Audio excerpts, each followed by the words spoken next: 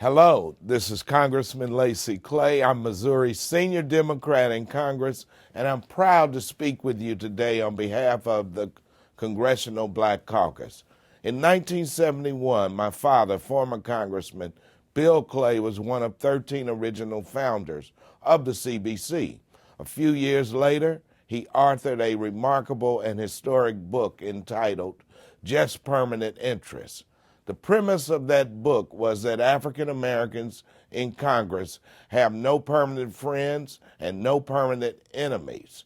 But what we do have is an absolute commitment to continuing our fierce advocacy for the vital issues that matter to Black Americans and to all Americans who seek to build a more progressive and inclusive future for our country.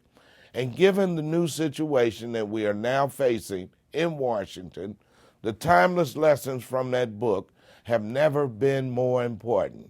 Many of my constituents have asked me if I intend to work with President-elect Trump and the Republican majority in Congress. My answer is very simple.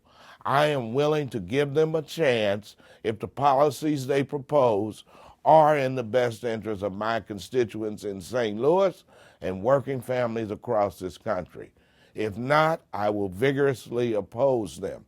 If President-elect Trump and his Republican majority want to pass an infrastructure bill that puts people to work rebuilding our crumbling roads, bridges, harbors, airports, and other vital facilities, I'd be willing to work with him.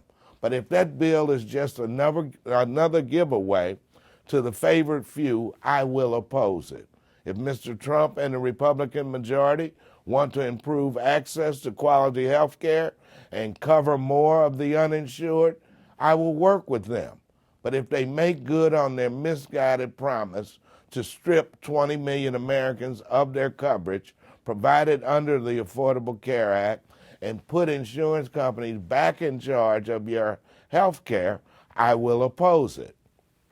If the president-elect and the Republican majority want to propose bipartisan solutions to extend the solvency of Medicare and Social Security, then I'm willing to work with them. But if they make good on their threats to end Medicare as we know it and to gamble your future Social Security benefits on Wall Street, I will join with millions of citizens to fight and defeat that shameful betrayal of the sacred promises that we have made between generations of hardworking Americans. If President-elect Trump embraces science and joins with me to protect clean air, safe water, and our precious wilderness habitats that are under threat, I will work with him.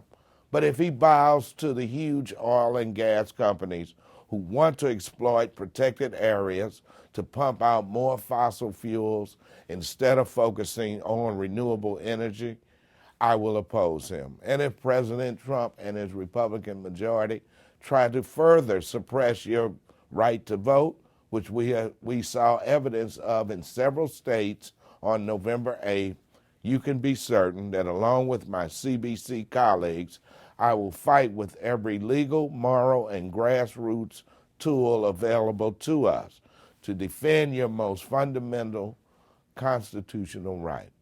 As this year comes to an end, I want to encourage you to become more engaged citizens, to work hard to build up your community, and to have faith that our nation will endure and the future is still bright. May God bless you and your family and have a peaceful and joyous holiday season.